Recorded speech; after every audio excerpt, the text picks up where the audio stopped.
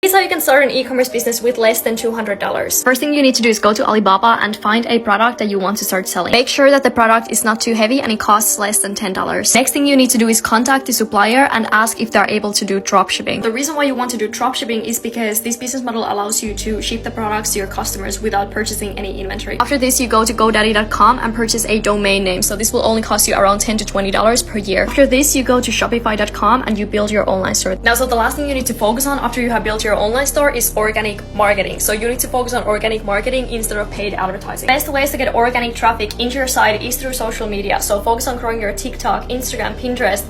Focus on your SEO so you're able to gain visibility in Google, and start growing your email list. That is such a powerful organic marketing technique as well, but it's 100% free. As you can see, you definitely don't need to invest money into paid advertising, especially at the beginning if you have a small budget to start with. But as soon as you start getting organic sales and you start gaining some profit, you're able to invest more into paid advertising in the future.